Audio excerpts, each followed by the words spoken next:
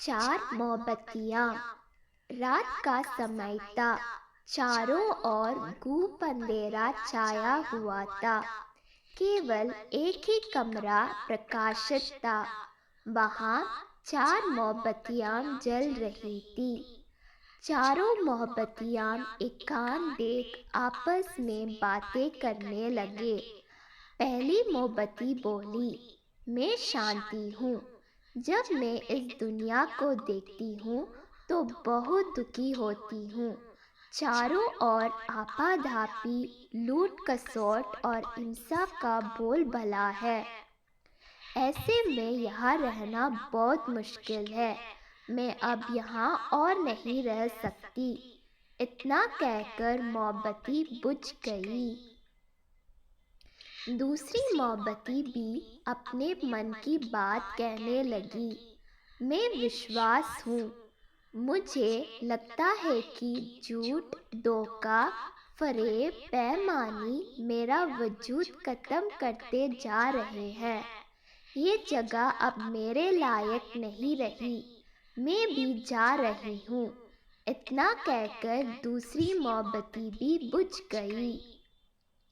तीसरी मोमबत्ती भी दुखी थी। वह बोली, मैं प्रेम हूँ। मैं हर किसी के लिए हर पल जल सकती हूँ, लेकिन अब किसी के पास मेरे लिए वक्त नहीं बचा। स्वार्थ और नफरत का भाव मेरा स्थान लेता जा रहा है। लोगों के मन में अपनों के प्रति भी प्रेम भावना नहीं बची।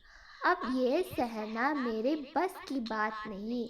मेरे लिए जाना ही ठीक होगा, कहकर तीसरी मोमबत्ती भी बुझ गई। तीसरी बत्ती बुझी थी कि कमरे में एक बालक ने प्रवेश किया। मोमबत्तियों को बुझा हुआ देख उसे बहुत दुखी हुआ।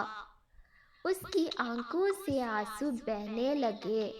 दुखी मन से वो बोला, इस तरह बीच में ही मेरा जीवन में अंधेरा कर कैसे जा सकती हो तुम? तुम्हें तो अंत तक पूरा जलना था, लेकिन तुमने मेरे साथ छोड़ दिया। अब मैं क्या करूँगा? बालक की बात सुन चौथी मोमबत्ती बोली, घबराओ नहीं बालक, मैं आशा हूँ और मैं तुम्हारा साथ हूँ। जब तक मैं जल रही हूँ तुम मेरे लौ से दूसरी मोमबत्तियों को जला सकते हो।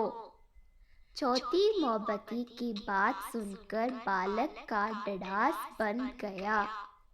उसने आशा के साथ शांति, विश्वास और प्रेम को पुनः प्रकाशित कर लिया।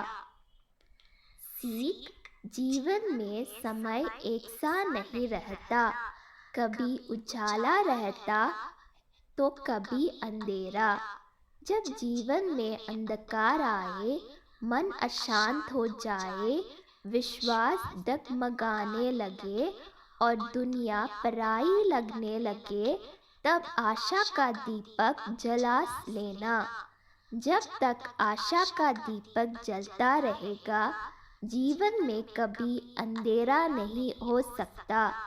आशा के बल पर जीवन में सब कुछ पाया जा सकता है। इसलिए आशा का साथ कभी ना छोड़े।